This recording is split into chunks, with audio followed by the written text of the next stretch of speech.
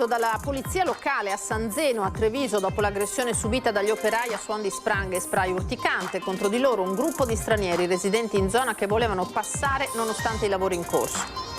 Si terrà domani il funerale del bimbo di 3 anni morto dopo essere stato investito da un'auto a Crocetta del Montello. L'ultimo saluto alle 12 a Padova nell'area del cimitero dedicata alle sepolture islamiche.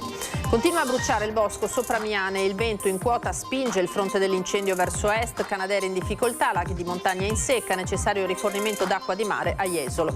Anche Treviso tra le nuove zone di frontiera stabilite dal Viminale, procedure accelerate per l'esame delle richieste di asilo, intanto in aeroporto arrestato un latitante arrivato dall'Albania. Lavoro nero nei mesi di giugno e luglio nel Trevigiano. La Guardia di Finanza ha scoperto 27 lavoratori irregolari, 26 dei quali completamente non dichiarati. Caldo e siccità, SOS di Coldiretti per colture e allevamenti, produzioni decimate dalla mancanza d'acqua, in montagna pascoli come a novembre, latte in calo del 30%.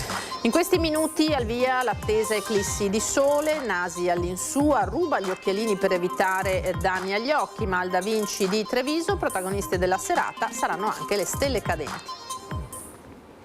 Buonasera, bentrovati, eccoci in diretta, edizione di Treviso dei nostri telegiornali, e dunque partiamo dall'intervento che domani dovrà effettuare la polizia locale di Treviso, che sarà presente ai lavori del cantiere di San Zeno, in cui gli operai lunedì nel pomeriggio sono stati aggrediti con spranghe e spray urticante da un gruppo di stranieri che abita in zona, che volevano passare nonostante i lavori in corso.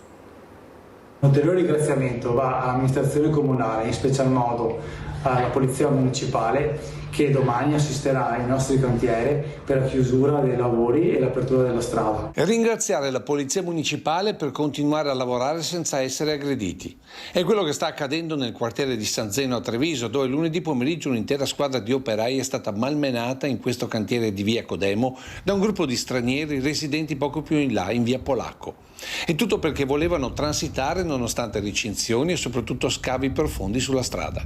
I fatti ce li descrivono i residenti, che per timore di ritorsioni ce lo raccontano però solo a telecamera abbassata. I ragazzi stavano lavorando, è arrivata una persona che voleva passare il cantiere con l'auto, ma ovviamente i ragazzi gli hanno detto che non era possibile, visto che c'era proprio il buco, non era possibile attraversare, gli hanno detto che doveva fare il giro come tutti gli altri. Questa persona ha iniziato a dire che lui è della zona e che ha diritto a passare, quando non era proprio possibile. Ha insultato, se n'è andato per poi ritornare con altri amici, erano in 3, con delle spranghe di ferro. Hanno preso i ragazzi di sorpresa, che non si aspettavano certo una cosa del genere, e praticamente un ragazzo è ferito, cioè deve avere, da quello che ho capito, un polso rotto, dei punti, ma non solo lui, anche altri 2 sono stati pestati pesantemente. I 3 operai finiscono prima all'ospedale, poi dai carabinieri per la denuncia. A loro la solidarietà del titolare, che ringrazia anche le forze dell'ordine. Una particolare vicinanza va al nostro personale e alle loro famiglie che hanno dovuto subire un'esperienza di inciviltà e violenza. Vorremmo ringraziare le forze dell'ordine, in special modo l'Arma dei Carabinieri, che ha prontamente individuato i responsabili di questo violento e increscioso episodio. I 3 aggressori comunque ora si trovano a piede libero. Ecco perché per finire i lavori l'impresa ha chiesto aiuto alla Polizia Municipale. Con una cosa del genere non sai cosa puoi aspettarti, magari questi si riorganizzano e anche in di più e ritornano. Certo, un episodio estremo, sottolinea chi lungo questa via ci vive da sempre, ma comunque un segnale della situazione in cui versa l'intero quartiere. Abbiamo i giardinetti qui dove dovrebbero andare bambini, anziani, ci sono le siringhe, gli spacciatori, occupazioni di abitazioni. Ho visto che c'è stato uno sgombero. Sì, una persona si era accampata, cioè la casa chiusa perché la signora è in vacanza, qualcuno si era accampato.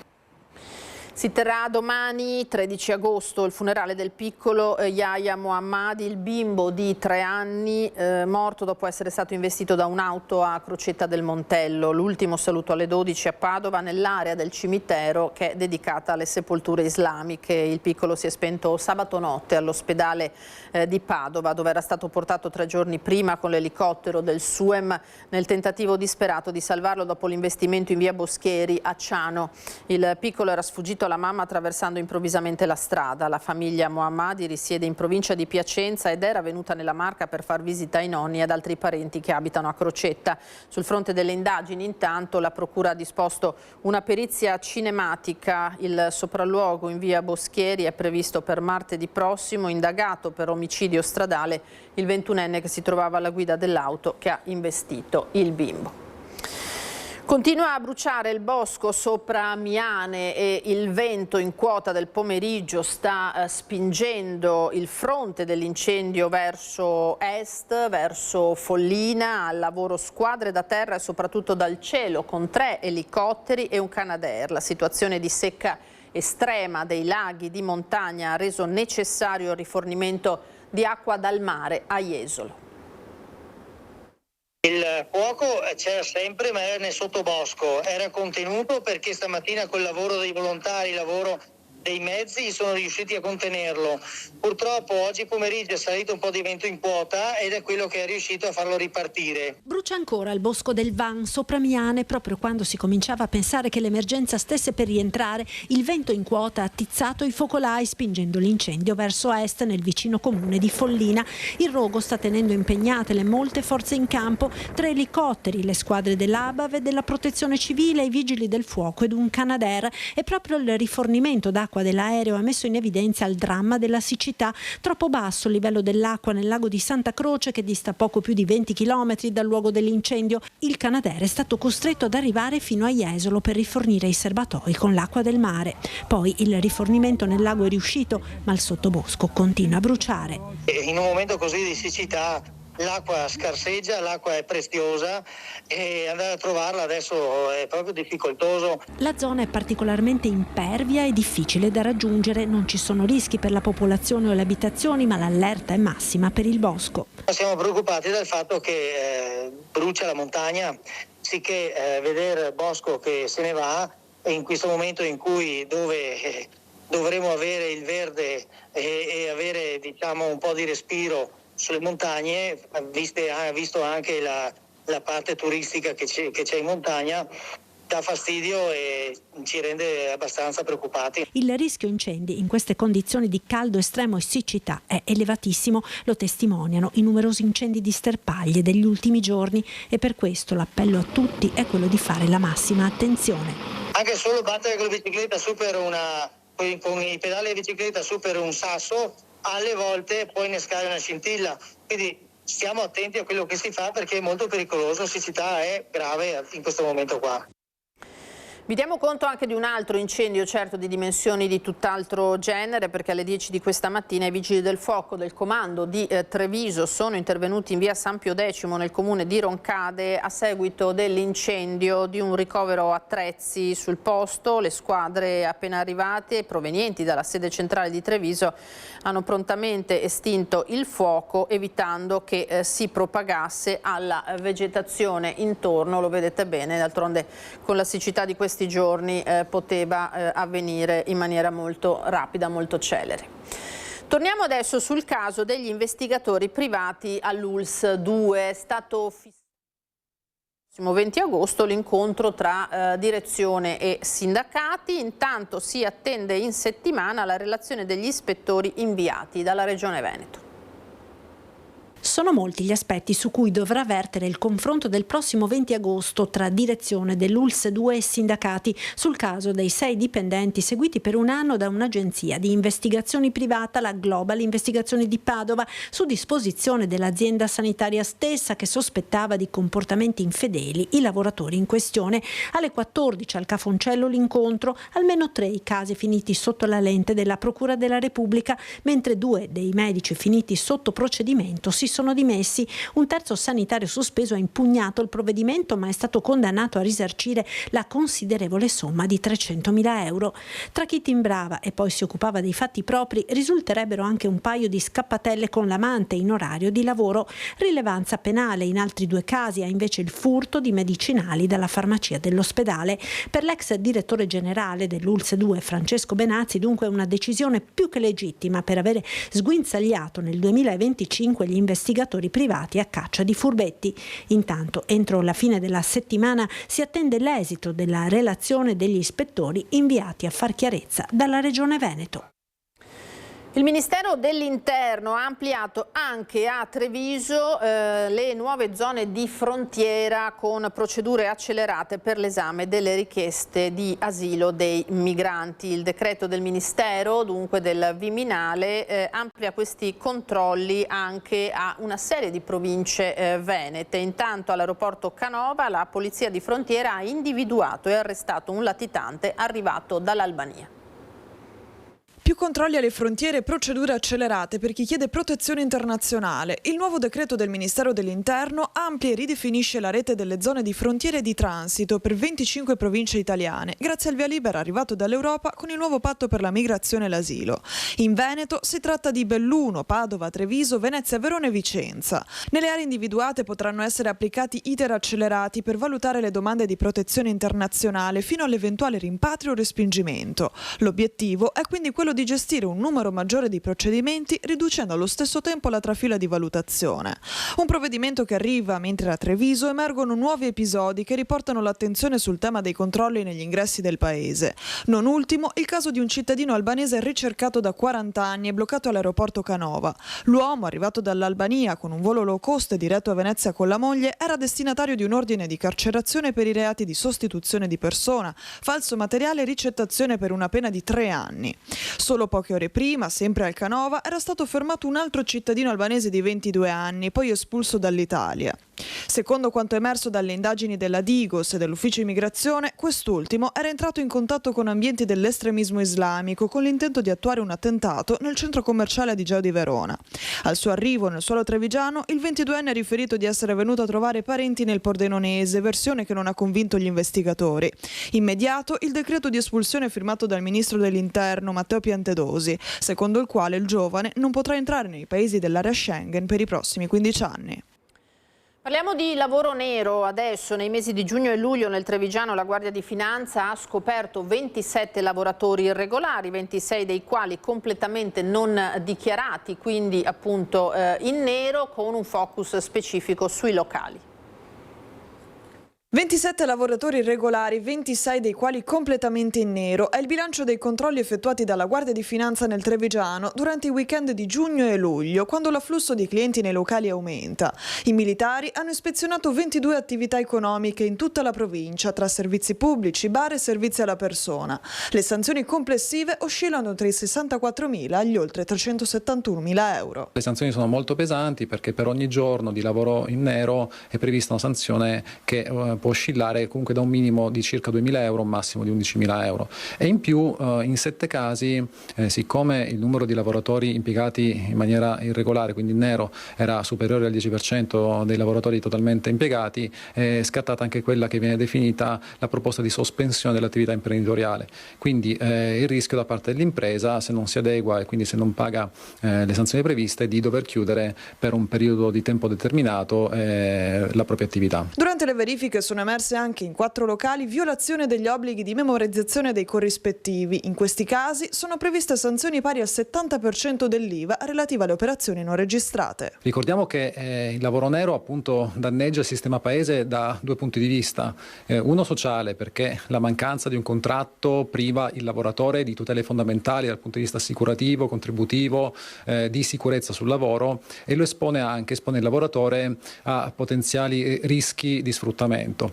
Ma c'è anche un piano economico, perché ovviamente le aziende che si avvantaggiano perché pagano di meno i lavoratori hanno un vantaggio competitivo che consente di stare sul mercato in maniera più favorevole. Numeri che riportano ancora una volta l'attenzione su un fenomeno, quello del lavoro nero, che non accenna a diminuire e che continua a rappresentare una delle forme di irregolarità più rilevanti nel mondo del lavoro. I nostri dati confermano che è un fenomeno purtroppo che segue un trend ben preciso e non cessa, non smette. Quindi ecco, la Guardia di Finanza c'è, come ho detto, soprattutto per tutelare i lavoratori, ma anche per tutelare quella che è l'economia sana della nostra provincia, anche perché qui il tessuto imprenditoriale generalmente è rispettoso delle regole, quindi è giusto che una forza di polizia economico-finanziaria come la Guardia di Finanza presidi il territorio proprio per garantire tutti quegli operatori commerciali onesti.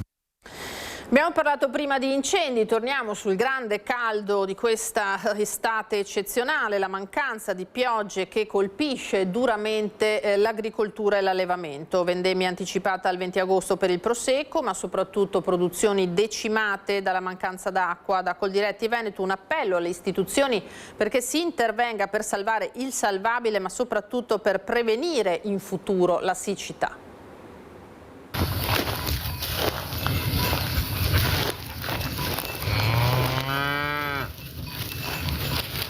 Sembra di essere a novembre in molti alpeggi veneti, ennesimo segnale della siccità che sta colpendo pesantemente l'agricoltura e gli allevamenti della nostra regione. Con il risultato che in molte maglie diversi capi sono già stati messi in asciutta e la produzione di latte e quindi di burro e formaggi tipici è calata del 30%. Non va meglio in pianura, con meleti già scottati dal sole e vendemmie abbondantemente anticipate. Nel Padovano già raccolto il Pinot Grigio, mentre subito dopo Ferragosto toccherà il Prosecco, per il quale già si prevede un sensibile calo di produzione. Segni di un cambiamento climatico costante negli anni, per il quale Coldiretti Veneto chiede interventi immediati, ma soprattutto prevenzione per il futuro. È di oltre 3 miliardi di euro il valore soltanto parziale di perdita a carico dell'agricoltura a causa della situazione climatica che stiamo attraversando. Serve subito un piano strategico importante, immediato, da mettere a disposizione con risorse cospicue per fronteggiare soprattutto il tema della gestione dell'acqua, che oggi non può più essere rimandato. Servono invasi, serve raccogliere l'acqua piovana, serve mettere a disposizione, insieme alle nuove tecnologie genetiche, sia vegetali che zootecniche, per consentire alla nostra agricoltura di poter fronteggiare il cambiamento climatico e di poter continuare a garantire ai nostri consumatori, ai nostri cittadini, produzioni agricole di altissimo valore e soprattutto utili alla nostra salute.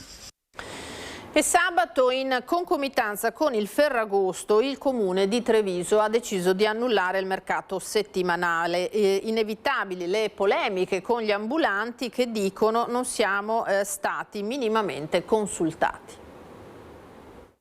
Meno gente, ci poteva essere più gente sabato, ma il sindaco ha pensato bene di non farci fare il mercato, allora niente. La frecciatina è arrivata con l'ultimo mercato settimanale a Treviso. Un sorriso amaro che racconta il malessere serpeggiante da oltre un mese tra i banchi di Piazzale Burchiellati, per un sabato che poteva salvare i magri bilanci di un'estate così calda da far scappare i clienti. Per noi l'annullamento del mercato è stata una doccia fredda. Noi come associazione siamo presenti in diverse regioni italiane e quindi Ferragosto arriva dappertutto. Però la prima che sento di un mercato annullato la giornata di Ferragosto, specialmente in una città come Treviso, che può essere anche città turistica, era una cosa che andava valutata bene con i colleghi ambulanti.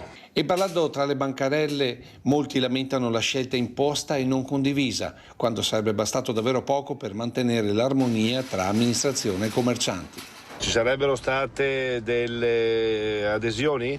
Ma questo stava al comune, semplicemente adottando quello che viene adottato comunemente in tutti i comuni d'Italia, o il passaggio della polizia municipale, visto che sono presenti tutte le mattine, oppure un sondaggio scritto sì o no. Si vede quella che poteva essere l'adesione. Marcolin punta il dito su preferenze che il comune avrebbe nei confronti di altri eventi, quando l'incasso sicuro per la gestione degli spazi arriva invece dal mercato settimanale.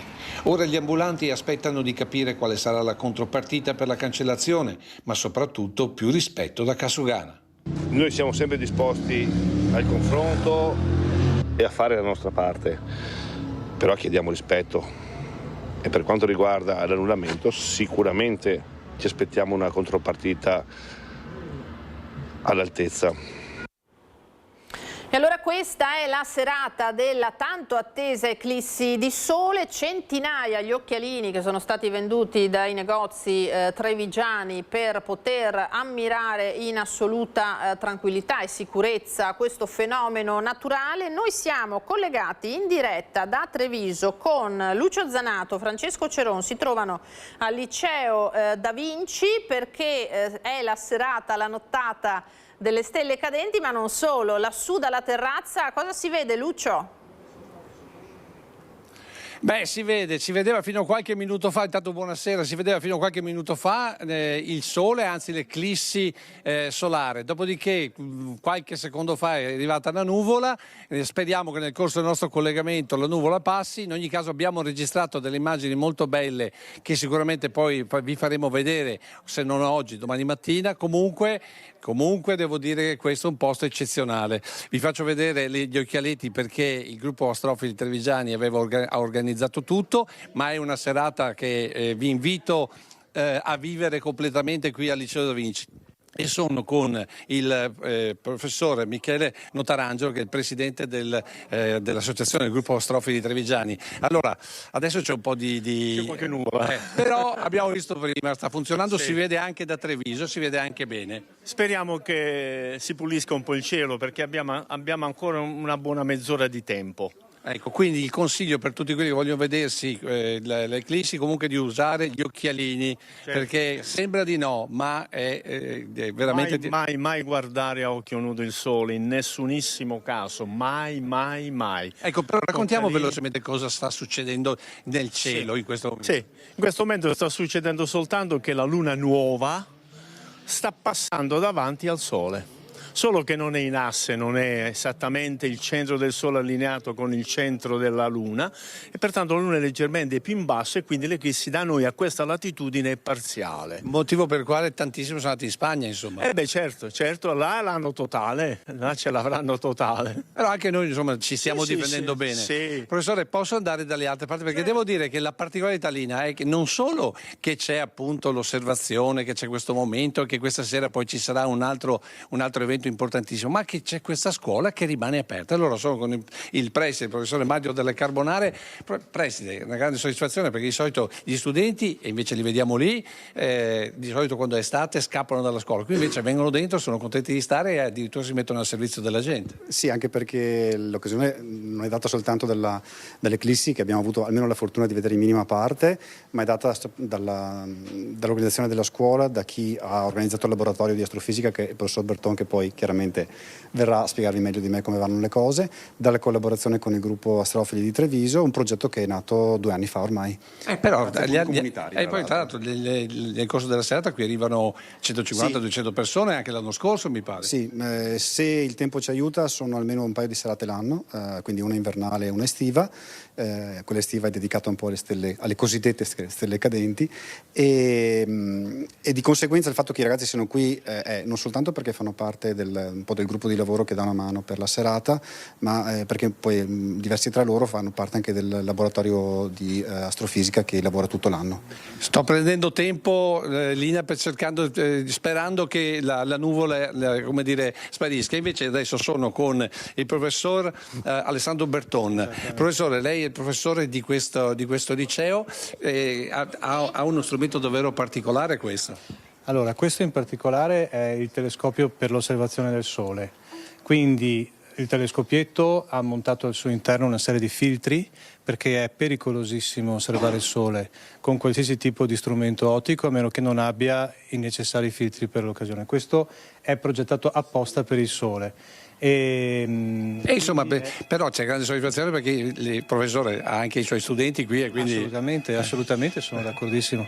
Bene, senta professore, però la cosa non finisce qui, nel senso che adesso si guarda l'eclissi solare, poi questa sera cosa succede? Questa sera proviamo a guardare le stelle cadenti, perché le famose lacrime di San Lorenzo in realtà non sono più il 10 di agosto, sono verso tra il 10 e il 12, quindi questa probabilmente è la serata migliore. E quindi l'appuntamento è qui al Da Vinci a Treviso, ingresso libero finché c'è spazio. Ma quanti telescopi avete messo giù? Allora sono... Mi pare 4, 5, 6. Alla fine in tutto saranno 6 o forse 7. E poi ce n'è uno particolare perché c'è proprio una specie di piccolo osservatorio. Cos'è? È un osservatorio, è l'osservatorio della scuola. Quindi fra i vari telescopi c'è anche l'osservatorio fisso stabile che abbiamo noi qui all'osservatorio del Liceo Da Vinci. Che però di particolarità ha anche diciamo così, il tema del monitor, per cui uno può vedersi da fuori. Certo, è un telescopio particolare. Diciamo che abbiamo deciso che invece di lasciare la visione ad occhio, ad oculare, di mettere un sistema di telecamere in maniera che possa essere visibile a tutti attraverso un monitor, esattamente. Quindi insomma questa sera si vedranno le stelle cadenti, voi spiegherete un po' quello che si può vedere attraverso i telescopi, ad esempio non so, la Via Lattea, le cose di questo, insomma una serata veramente a guardarsi l'universo questa sera. Grazie, io adesso volevo un attimo concludere con invece Diego Campagnaro, sì, che in questo momento invece sta registrando con il telefonino. Possiamo vedere cosa sta registrando adesso, in questo momento in tempo reale? Allora sì, qui adesso purtroppo in tempo reale sta registrando una bella nuvola.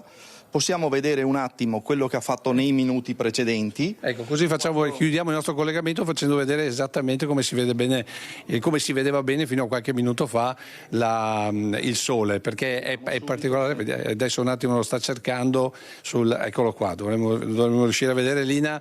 Ecco, guardate che bellezza, questo è il momento, eccolo là, guardate qua, guardate che roba. Ecco, questo è diciamo l'eclissi solare vista da Treviso. Esatto. Ecco, allora con queste immagini, nonostante passino anche le nuvole, fai rivedere un attimo Francesco, perché vale la pena, perché la gente deve guardarsi a questa cosa, che è un effetto che mi pare che la prossima eclissi arrivi nel 2081, mi pare, giusto? Sì, qua da noi sì. E quindi credo che molti di noi non ci saranno. Vabbè, detto questo, ci godiamo proprio per questo, questa eclissi solare. Questa sera non mancate, serata delle stelle qui al Liceo Da Vinci. Insomma, mi pare di aver detto tutto, quindi ti restituisco la linea. Grazie a Lucio Zanato. Il nostro Lucio Zanato non sapeva che noi avevamo messo già in onda le immagini che ci aveva mandato pochissimi istanti prima, e quindi siamo riusciti a mostrarvi quello che si vedeva proprio dalla terrazza del Liceo Da Vinci di Treviso. Davvero uno spettacolo molto molto bello per chi riesce, nuvole permettendo, a vederlo in questa serata, ma qualcosina siamo riusciti a mostrarvi anche noi. Adesso siamo al rugby. Mattias Medrano è il nuovo pilone del Benetton. La squadra è nel pieno degli allenamenti per preparare la prima amichevole, perché si scende in campo già il 4 settembre contro le Zebre. Benetton Rugby al lavoro per la nuova stagione ormai da oltre un mese. Primi impegni ufficiali il 4 settembre in amichevole con l'altra franchigia italiana, le Zebre di Parma, e il 25 settembre con il primo match di campionato a Monigo contro i Dragons gallesi. Mattias Medrano, argentino, è uno dei volti nuovi e giovani dei biancoverdi, pilone 22enne alla prima avventura oltreoceano. Stiamo lavorando in gruppo da circa un mese e mezzo e per me finora è stato tutto incredibile. L'adattamento è stato più rapido e migliore di quello che mi aspettavo. Il gruppo, lo staff, i ragazzi mi hanno integrato tutti molto bene. Qui in Europa sto capendo che il rugby si gioca in un altro ritmo e sono molto contento di poter vivere questa nuova esperienza. Mattias è un giocatore molto fisico ed è a Treviso anche per migliorare. Sono un giocatore a cui piace la difesa, placcare forte e far sentire il mio fisico in fase difensiva. Soprattutto vengo qui per migliorare il mio rugby in ogni aspetto di gioco. Queste prime settimane sono molto intense sul piano atletico e del lavoro in palestra. C'è da prepararsi per una stagione come sempre molto lunga tra campionato e coppe. Sono settimane di lavoro molto intense. Anche sul campo abbiamo iniziato le prime settimane puntando sulla condizione fisica e ora che siamo nella seconda fase della prestagione stiamo aggiungendo man mano le varie indicazioni tecnico-tattiche sul nostro sistema di gioco. Io sto apprendendo pian piano la filosofia di gioco e mi piace molto. Per Mattias molto chiari anche gli obiettivi della squadra.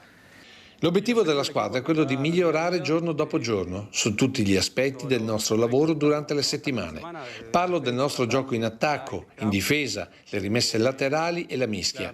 Vogliamo competere più in alto possibile e toglierci diverse soddisfazioni. Mattias vuole anche rassicurare i tifosi del Benetton sul suo impegno, ma anche su quello della squadra.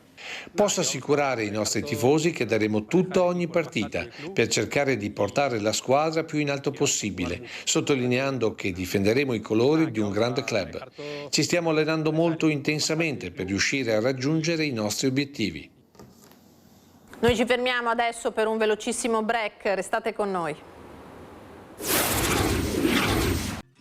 Torniamo in diretta da studio, ben trovati, puntuali per andare alle notizie dal Bellunese.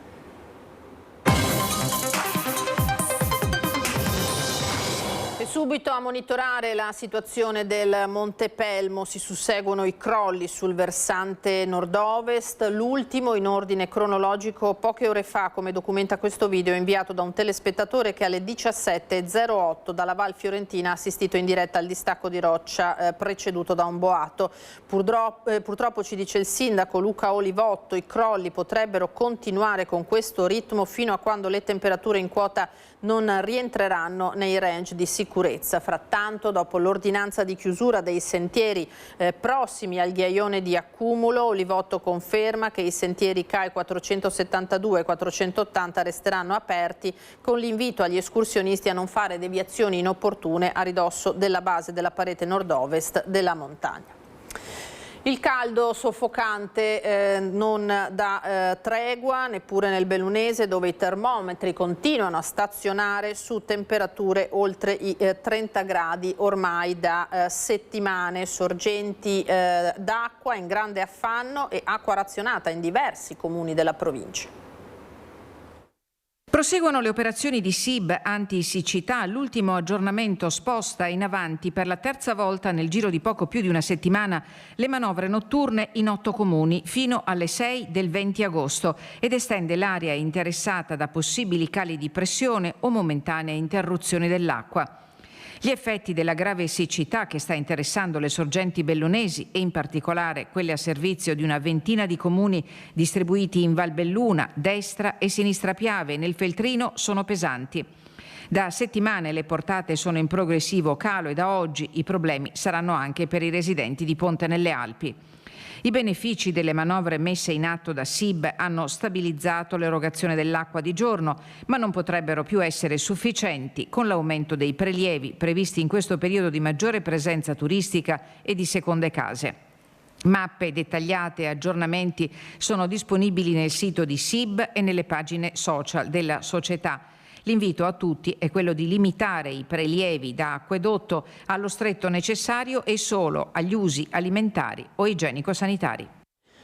Fortunatamente solo traumi ed escoriazioni per un escursionista di 43 anni, vicentino di Due Ville, che durante la discesa dal Monte Palombino nel gruppo delle Alpi Carniche tra Italia e Austria è stato sbalzato dalla caduta di un fulmine che l'ha fatto rotolare per una quindicina di metri. L'incidente è accaduto ieri pomeriggio, l'escursionista si trovava con altri 2 compagni e stava percorrendo la ferrata del Camoscio. Sono stati gli amici a raggiungerlo e a dargli prima assistenza, iniziando a scendere lentamente a valle insieme a lui. Quando il gruppo è arrivato alla strada forestale sopra Malga di Gnas è arrivato l'elicottero del SUEM. L'equipe medica ha stabilizzato l'infortunato, che è stato trasportato per accertamenti al pronto soccorso dell'ospedale di Belluno.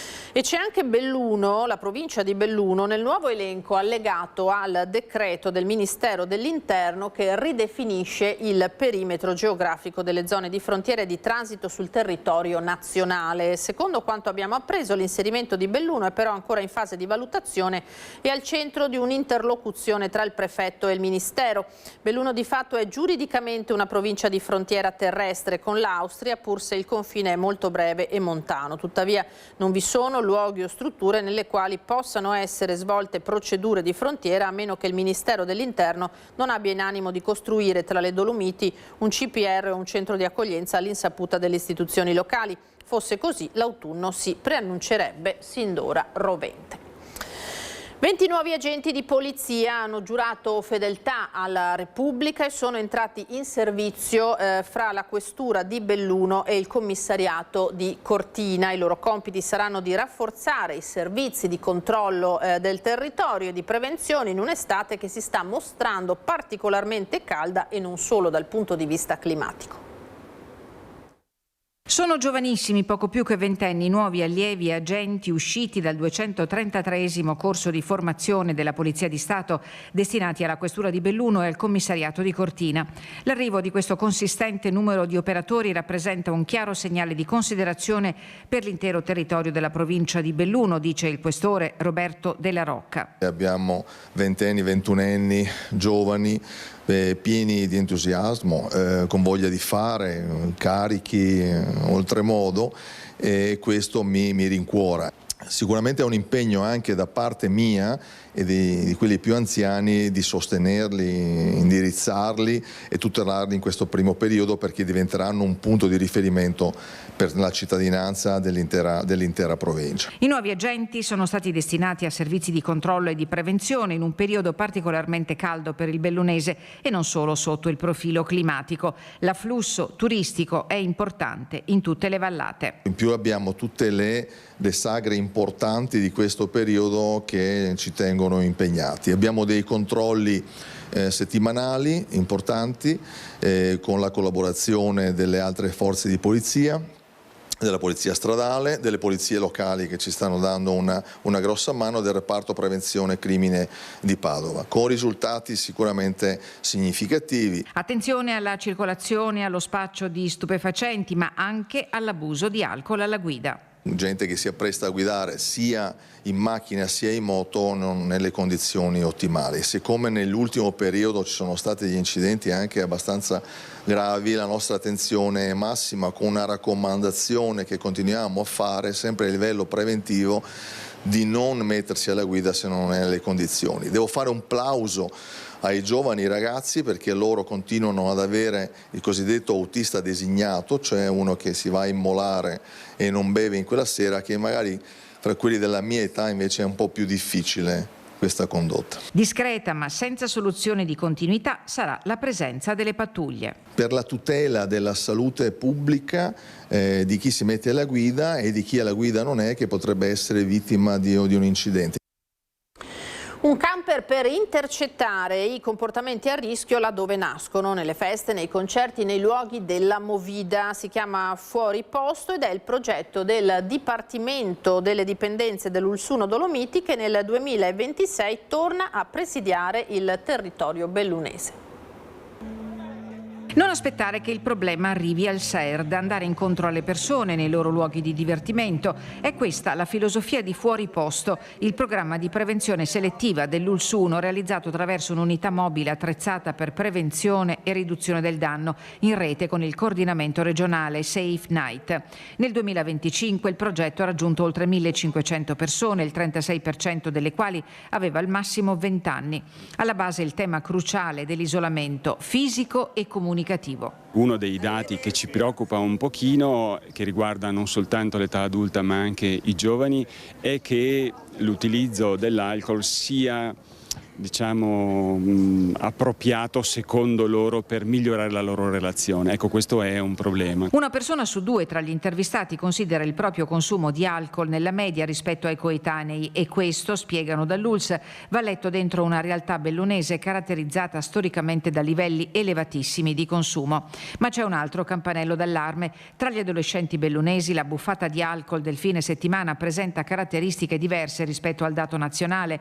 Non emergono differenze di genere e, secondo l'elaborazione presentata dall'ULSS, le ragazze bellunesi arrivano a ubriacarsi il doppio delle coetanee italiane e 4 volte più delle loro mamme. Il dato sulla prevenzione però apre anche una prospettiva. La tesserina, la raccolta dati sono degli espedienti che magari allungano l'intervento, perché poi chiedi una serie di cose ai ragazzi e che magari sono lì che vogliono a tutti i costi provare, però questo ti permette di avviare una relazione, di avviare un counseling vero e proprio.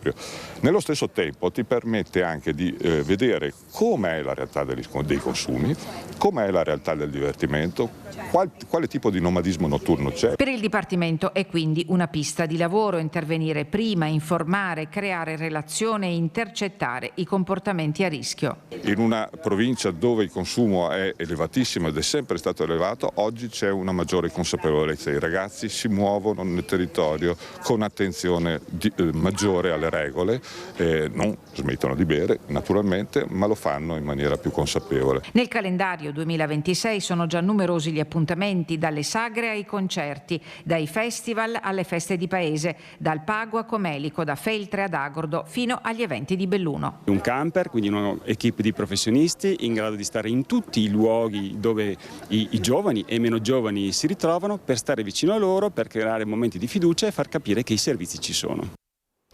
Quasi 200 persone a Ghiselle, borgo fra Cencenighe ed Alleghe, per rinnovare una tradizione che dura da quasi 50 anni e che unisce fede, memoria e comunità nel nome di Albino Luciani, il beato Giovanni Paolo I. È una tradizione che si rinnova dal 1978, l'anno della morte di Albino Luciani, e che continua a custodire la memoria di quel pontificato durato appena 33 giorni. A Ghiselle, l'oasi intitolata Papa Luciani, quasi 200 persone hanno partecipato alla festa del piccolo borgo in una giornata di fede, amicizia e comunità. Un luogo caro ai veneziani e profondamente legato alla figura del Papa del Sorriso, nato a Canale d'Agordo, vescovo di Vittorio Veneto, patriarca di Venezia e poi pontefice con il nome di Giovanni Paolo I. A ricordarlo Monsignor Ettore Fornezza, presidente dell'associazione Oasi Papa Luciani, che da anni mantiene viva questa tradizione. Questo posto che è unico, credo unico al mondo, che riceve tutti e quando uno riparte da qui riparte sereno, tranquillo e soprattutto soddisfatto. Nel corso della giornata sono state lette alcune lettere di Luciani raccolte nel volume Illustrissimi, parole che hanno restituito ai presenti il ritratto di un uomo capace di parlare con semplicità, sincerità e umiltà. Un appuntamento solenne ma anche familiare, nel segno di quello stile umano e sorridente che ha reso Luciani tanto amato.